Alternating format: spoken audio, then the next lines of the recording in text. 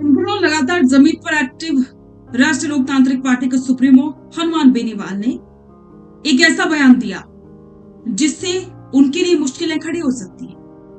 उन्होंने कहा है कि वे राजस्थान में एकमात्र विपक्ष हैं। इसमें क्या सच्चाई है?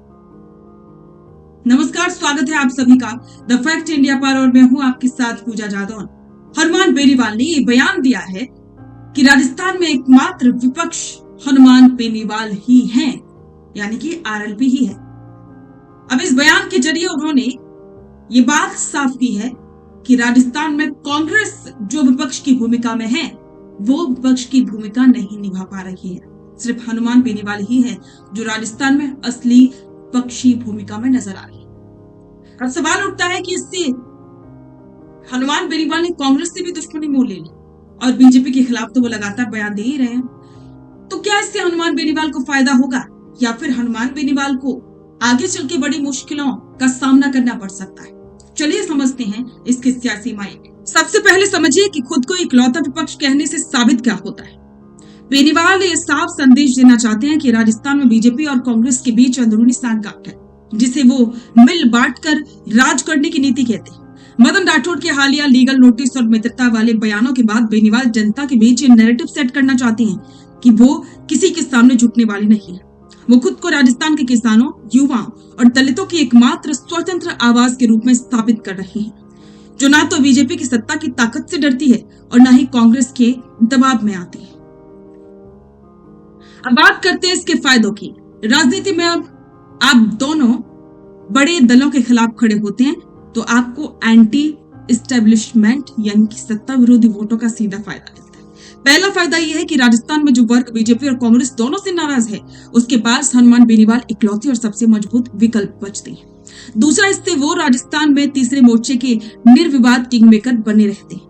युवाओं के बीच उनका ये आक्रामक और बेबाक अंदाज उनके कोर वोट बैंक को और ज्यादा मजबूत करता है। लेकिन सिक्के का दूसरा पहलू बेहद चुनौतीपूर्ण है। दोनों बड़े दलों से एक साथ बैर लेने में भारी नुकसान भी है। राजस्थान की राजनीति पारंपरिक रूप से दो दलीय रही है। जब आप दोनों से दुश्मनी लेंगे तो चुनावों में गठबंधन की संभावनाएं खत्म हो जाती है। अगर बीजेपी और कांग्रेस के बीच सीधा मुकाबला होता है तो आरएलपी जैसे क्षेत्रीय पार्टियों के लिए अपना अस्तित्व बचाए रखना मुश्किल हो जाता है, क्योंकि दोनों पार्टियां मिलकर क्षेत्रीय ताकतों को दबाने की कोशिश करती हैं और बिना किसी बड़े संगठन के आरएलपी का प्रभाव सिर्फ मारवाड़ और नागौर के कुछ सीमित इलाकों तक ही सिमट कर रह जाने का खतरा हमेशा से बना रहता है। तो हनुमान बेनीवाल की आगे की रणनीति भी बिल्कुल साफ है। वो जमीन पर रहकर लगातार आंदोलन करेंगे, युवाओं के मुद्दों को उठाएंगे और खुद को एकमात्र विकल्प के रूप में पेश करते रहेंगे। लेकिन क्या बीजेपी और कांग्रेस के इस दौर में उनकी एकला चलोरे की नीति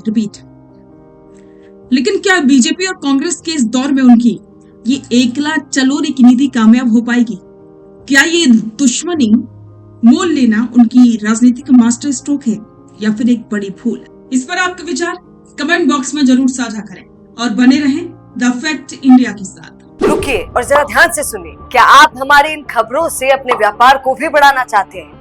तो आप भी खबरों के दौरान इस तरह के एलिमेंट्स पर अपना विज्ञापन दे सकते हैं, या फिर ऐसे खबर के 1 मिनट बाद अपना पूरा विज्ञापन डलवाएं, जो कि 8 लाख से ज्यादा सब्सक्राइबर्स और फॉलोअर्स वाले द फैक्ट इंडिया चैनल्स और पेजेस से राजस्थान के कोने कोने में पहुंचेगा और इससे आपका व्यापार, ब्रांड सब कुछ बढ़ेगा।